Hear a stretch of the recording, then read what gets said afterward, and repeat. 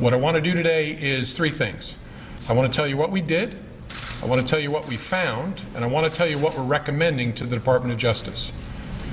This is going to be an unusual statement in at least a couple of ways. First, I'm going to include more detail about our process than I ordinarily would, because I think the American people deserve those details in a case of intense public interest. And second, I have not coordinated this statement or reviewed it in any way with the Department of Justice or any other part of the government. They do not know what I'm about to say. But I want to start by thanking the FBI employees who did remarkable work in this case. Once you have a better sense of how much we have done, you will understand why I am so grateful and so proud of their work. So first, what we have done. This investigation began as a referral from the Intelligence Community Inspector General in connection with Secretary Clinton's use of a personal email server during her time as Secretary of State. The referral focused on whether classified information was transmitted on that personal system.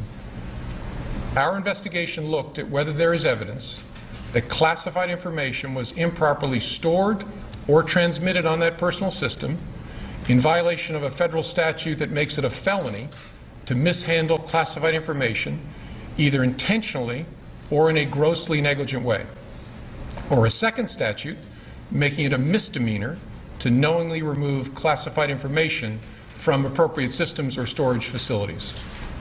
And consistent with our counterintelligence responsibilities, we have also investigated to determine if there is evidence of computer intrusion by nation states or by hostile actors of any kind.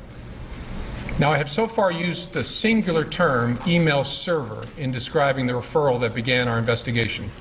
It turns out to have been more complicated than that. Secretary Clinton used several different servers and administrators of those servers during her 4 years at the State Department. And she also used numerous mobile devices to send and to read email on that personal domain. As new servers and equipment were employed, older servers were taken out of service, stored, and decommissioned in various ways. Piecing all of that back together to gain as full an understanding as possible of the ways in which personal email was used for government work has been a painstaking undertaking, requiring thousands of hours of effort. For example, when one of Secretary Clinton's servers was decommissioned in 2013, the email software was removed. That didn't remove the email content, but it was like removing the frame from a huge unfinished jigsaw puzzle and then dumping all the pieces on the floor. The effect was that millions of email fragments ended up in the server's unused or slack space. We searched through all of it to understand what was there and what parts of the puzzle we could put back together again. FBI investigators also read all of the approximately 30,000 emails that Secretary Clinton provided to the State Department in 2014. Where an email was assessed as possibly containing classified information, the FBI referred that email to any government agency that might be an owner of that information, so that agency could make a determination as to whether the email contained classified information at the time it was sent or received, or whether there was reason to classify it now, even if the content had not been classified when it was first sent or received. And that's the process sometimes referred to as up-classifying. From the group of 30,000 emails returned to the State Department in 2014, 110 emails in 52 email chains have been determined by the owning agency to contain classified information at the time they were sent or received. 8 of those chains contained information that was top secret at the time they were sent. 36 of those chains contained secret information at the time, and 8 contained confidential information at the time. That's the lowest level of classification.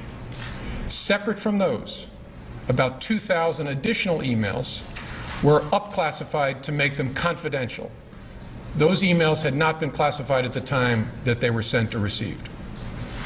The FBI also discovered several thousand work-related emails that were not among the group of 30,000 emails returned by Secretary Clinton to State in 2014. We found those emails in a variety of ways. Some have been deleted over the years, and we found traces of them on servers or devices that have been connected to the private email domain. Others we found by reviewing the archived government accounts of people who'd been government employees at the same time as Secretary Clinton, including high-ranking officials at other agencies, folks with whom a Secretary of State might normally correspond. This helped us recover work-related emails that were not among the 30,000 that were produced to State. Still others we recovered from that painstaking review of the millions of email fragments dumped into the slack space of the server that was decommissioned in 2013. With respect to the thousands of emails we found that were not among those produced to the State Department, agencies have concluded that 3 of those were classified at the time they were sent or received, 1 at the secret level and 2 at the confidential level. There were no additional top secret emails found, and finally none of those we found have since been upclassified. I should add here that we found no evidence that any of the additional work-related emails were intentionally deleted in an effort to conceal them in some way.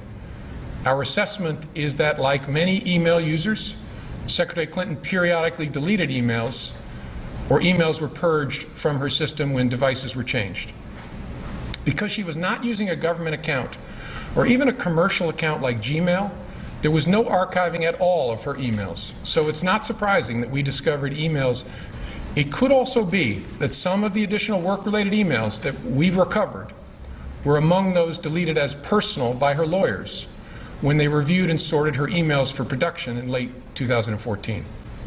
The lawyers doing the sorting for Secretary Clinton in 2014 did not individually read the content of all of her emails as we did for those available to us. Instead, they relied on header information, and they used search terms to try to find all work-related emails among the reportedly more than 60,000 that were remaining on her system at the end of 2014. It's highly likely that their search missed some work-related emails and that we later found them, for example, in the mailboxes of other officials or in the slack space of a server.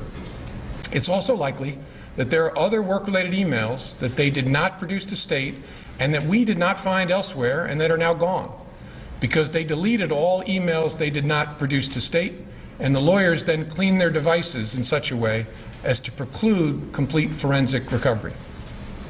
We have conducted interviews and done technical examination to attempt to understand exactly how that sorting was done by her attorneys. Although we don't have complete visibility because we're not able to fully reconstruct the electronic record of that sorting, we believe our investigation has been sufficient to give us reasonable confidence there was no intentional misconduct in connection with that sorting effort.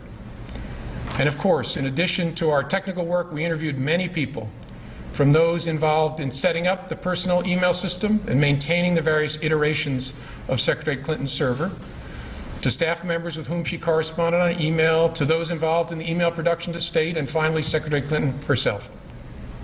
Last, we have done extensive work to try to understand what indications there might be of compromise by hostile actors in connection with that personal email system.